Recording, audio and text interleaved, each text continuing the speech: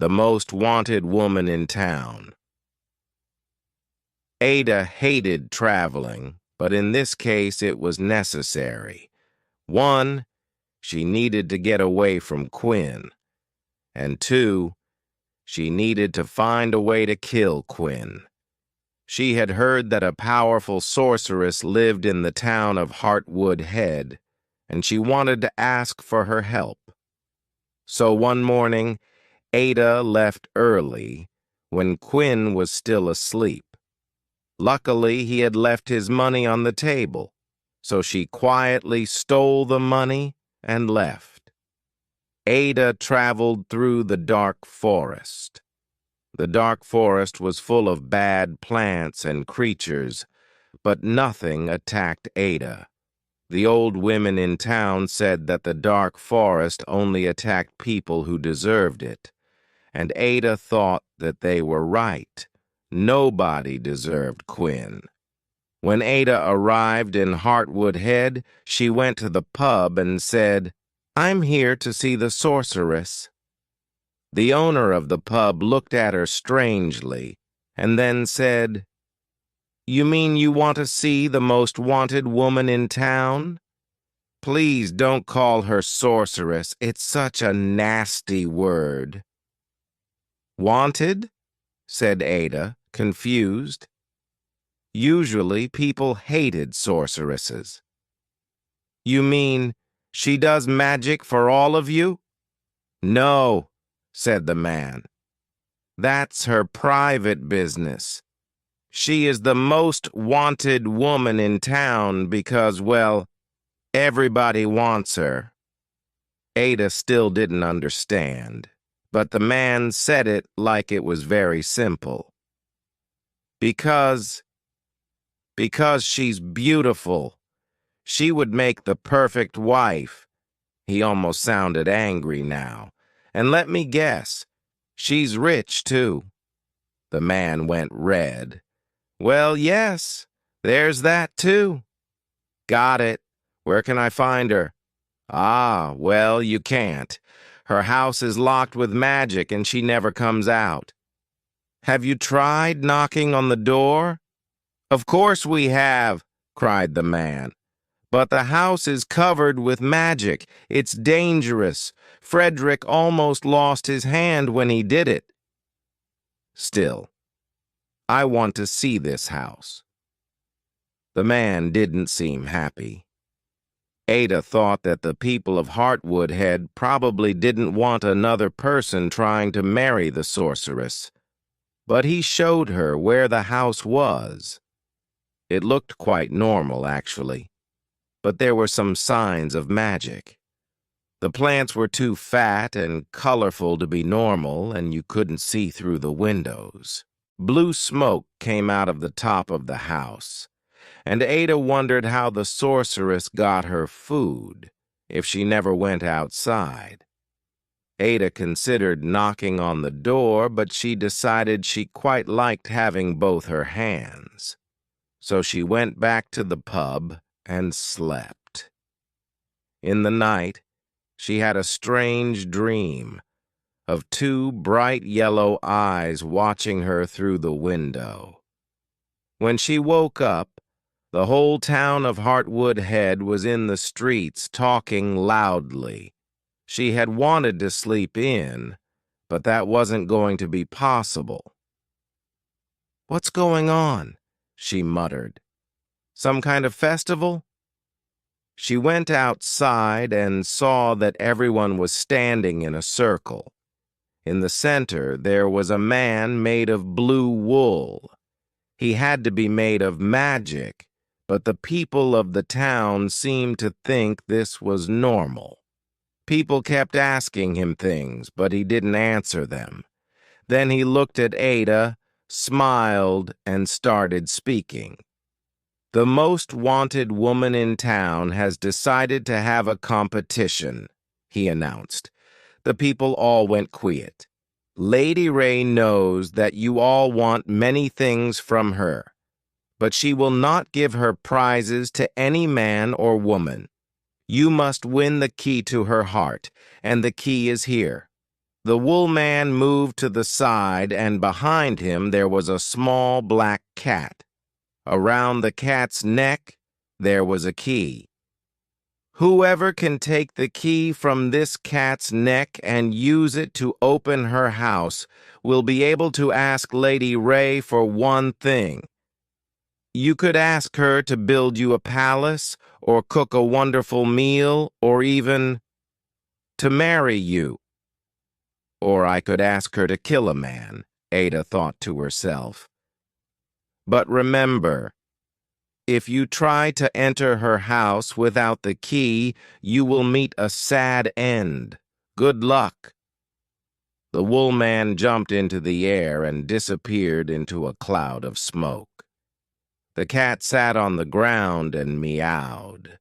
There was a moment of silence, and then the people moved. Everyone ran forward, hands out, ready to grab the cat. But the cat was too quick for them. It turned around and ran away as fast as lightning. "Hey, watch where you're going!" cried Ada. She was pushed to the ground as the rest of Heartwood Head chased after the cat, and so the whole day went. The people chased the cat around town, but just when they thought they had caught it, the cat jumped on a roof or ran between their legs. They chased the cat around the forest, but the cat just climbed on a tree or hid in the water. They chased the cat into the pub kitchen, which was a very bad idea because the cat was very good at hiding in the cupboards, as well as eating all the fish through all of town and the forest.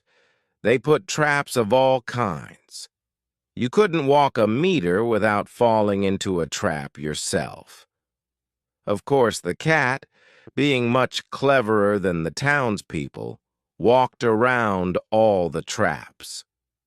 She could see through them like glass, and the townspeople ended up just hurting themselves.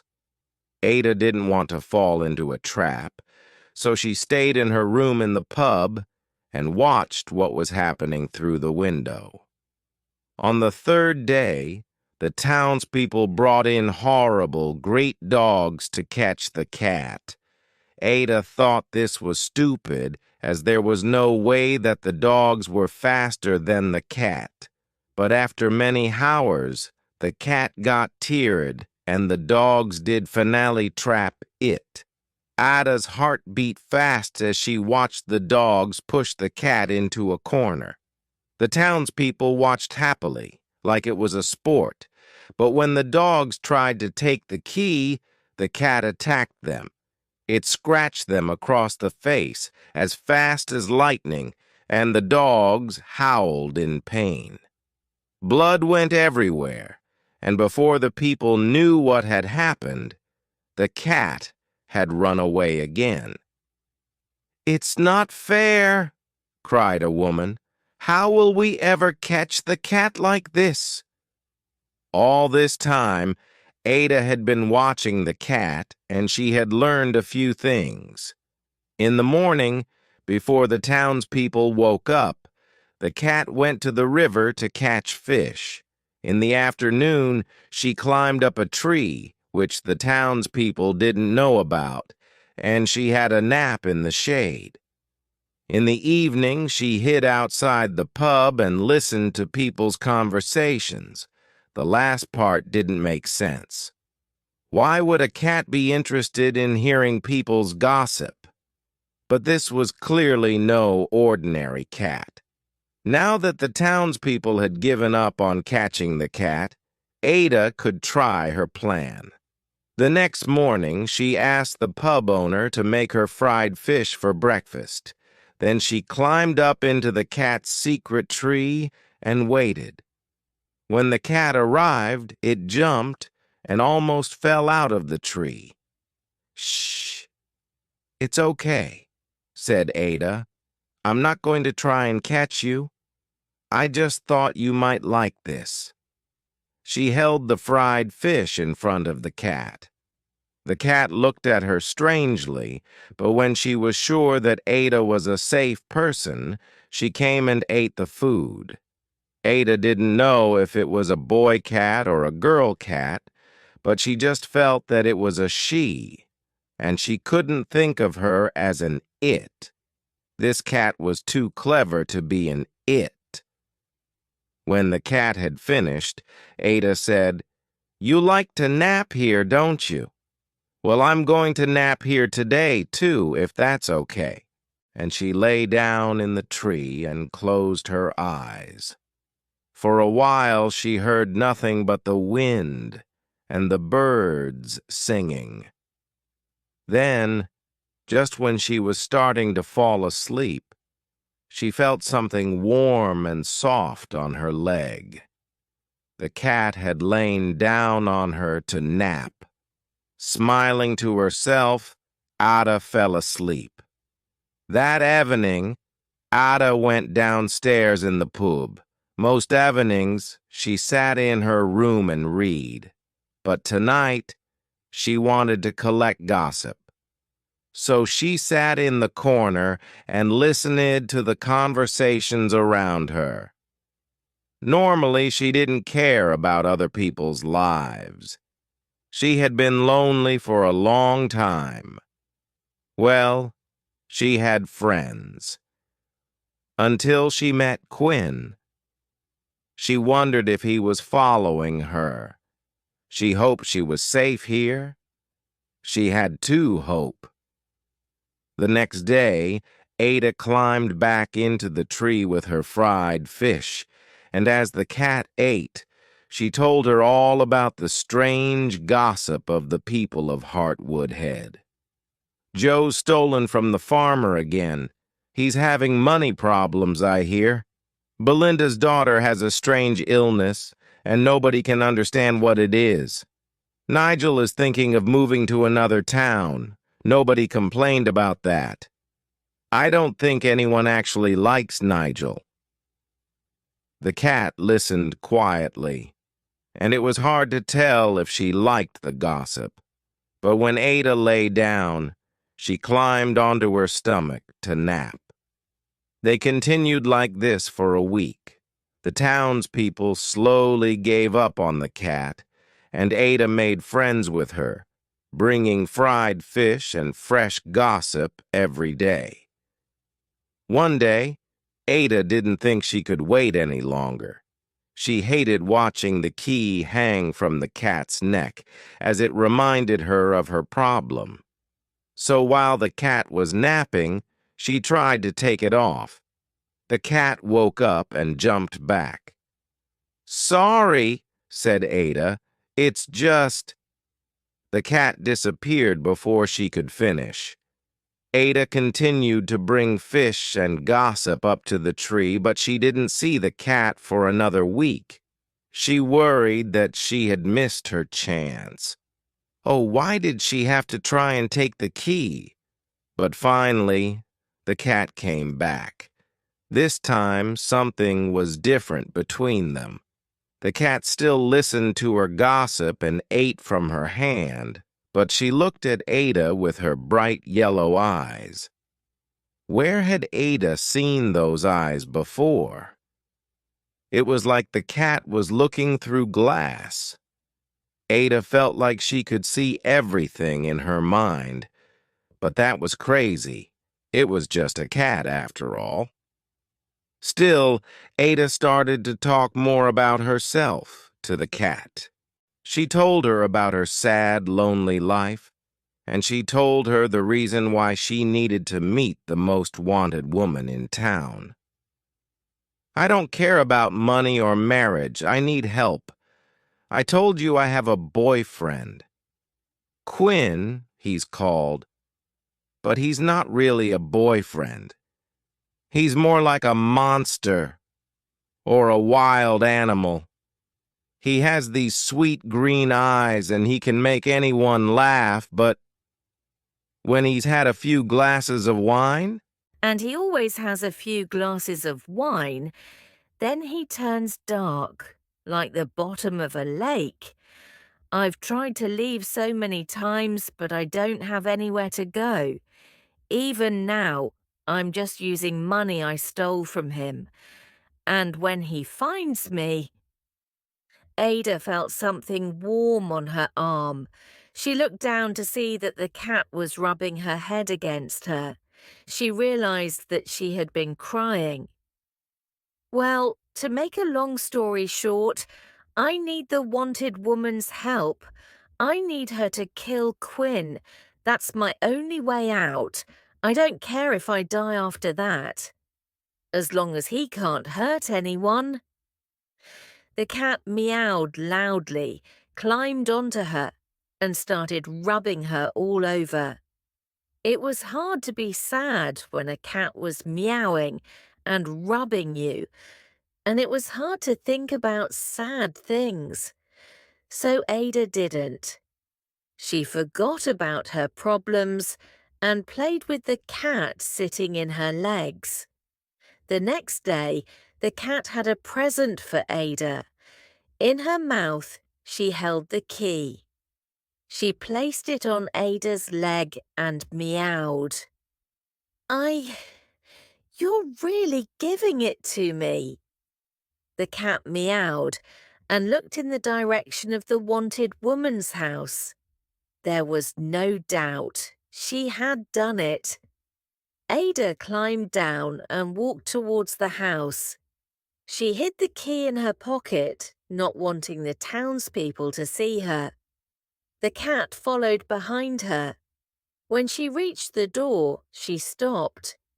Would the sorceress really be able to help her, or would she tell her that she was stupid, like everyone else had? Everyone liked Quinn because he was funny and kind. They didn't know about the dark lake that hid inside him. The cat rubbed herself against Ada's leg, and the girl took a deep breath. Then she put the key in the door and opened it. "Hello," called Ada, walking into the house. The cat followed her, meowing. It was dark inside, but it looked nice, although there was dust and dirt everywhere. There was a smell of herbs in the air, and lots of shelves with strange glass objects on them. Hello? Lady Ray?" Ada looked around, but she couldn't see the wanted woman anywhere. "I'm here," said a deep, honey-like voice from behind her. Ada turned around. The cat had disappeared, and where she was stood, there was a tall, beautiful woman. She had long black hair, just like the cat, and her eyes shone a bright yellow. "Welcome to the home of the most wanted woman in town, Ada," she said.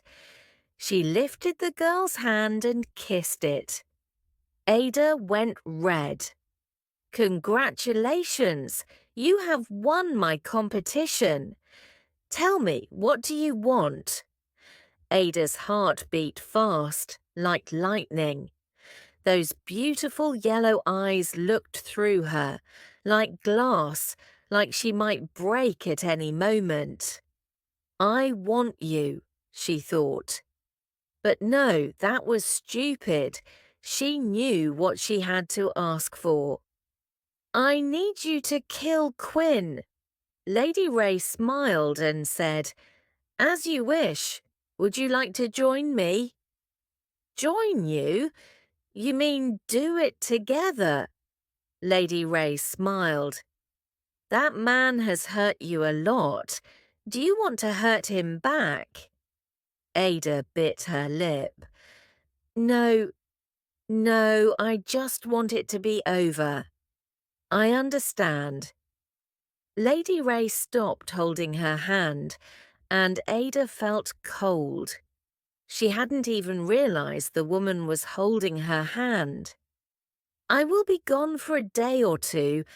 Make yourself comfortable in my home. Eat whatever you want, but do not touch anything that you do not recognize. Nobody will be able to open the door to this house except for you. So if you do not want to see the townspeople, do not leave." She smiled. "But you can tell them that I was the cat, if you want. I'm sure they'll be very annoyed." Lady Ray turned towards the door. "Wait, you're letting me stay here. Why?" Lady Ray laughed. "Well, I have to say thank you for all the fried fish and gossip somehow, don't I? Rest well, Ada." And the sorceress left. The first thing Ada did was climb upstairs, find a bed, and sleep. It was only when she woke up in the middle of the night that she realized she was probably sleeping in Lady Ray's bed. But Ray wanted her there, didn't she? She had basically invited her to do whatever she wanted. Ada couldn't understand that. Nobody had ever been that nice to her. So Ada decided she had to do something for Ray. The next morning, she got to work. She cleaned the house, removing all the dust and dirt. She was very careful not to touch the strange objects more than necessary. While she cleaned, she thought, what was she going to do after this? She had spent so long thinking about killing Quinn that she hadn't considered what would happen after. She couldn't stay with Lady Ray forever. The woman liked her, but she was an important sorceress. Ada would have to find a job and a place to live. Suddenly, it hit her. She had solved one problem, but her life was still a mess. Her parents were dead, and her friends had all left her. They could never understand why she was so sad, and they had all liked Quinn. She couldn't be around them anymore. She had nobody. She fell to the floor and started crying. "Oh, you stupid, stupid girl," she muttered to herself. And then she felt something warm on her back. She looked up to see those beautiful yellow eyes, looking through her like glass. "My dear," said Ray, "what is wrong? Why are you crying?" "Oh, it's nothing," cried Ada. "Tell me, is it done?" "Yes," said Ray. "Quinn is no more." Ada let out a sigh. "Thank you. Then I will leave you." She stood up, cleaned her tears away, and walked to the door. She didn't want to leave, but it was easier this way. She had a life to build, and this woman had already been kind enough to her. "Wait," said Lady Ray. Ada stopped at the door. "What is it?" "Ada, I have something I would like to ask you." "Me?" Ada was confused. What could a powerful sorceress want with her? Ray got down on one knee, and Ada was even more confused. "Are you hurt?" Ray took Ada's hand. "Do I have something on my hand?" Ray took a ring out of her pocket and held it up. A yellow stone shone on top. "Ada, for hundreds of years I have lived in this town. Once I liked to help others. At first I used my magic for the people. I built houses for them, fixed broken windows and killed monsters that came from the dark forest. But year after year, the men came to my door. They gave me presents, they asked me to marry them, and when I said no, they screamed at me and called me a nasty sorceress. So many years ago, I locked away my heart. I stopped going outside and I stopped helping the people. I told myself that they were stupid, weak, and that they did not deserve my magic. And then, one day, a girl with a magic more powerful than mine walked into town. Her magic was different. All she needed was fried fish and kind words. And just like that, she broke the lock around my heart. I know that you do not know me well, and I know you are hurting because of that man. But Ada, I promise you, I will do everything to protect you. You've shown me that there is still good in this world, and I'll do everything I can to add to that good. Ada, will you marry me? Oh, said Ada. Now she understood, and she knew her answer. Yes. Ray smiled and pushed the ring onto her finger. It fit perfectly, like a key in a door.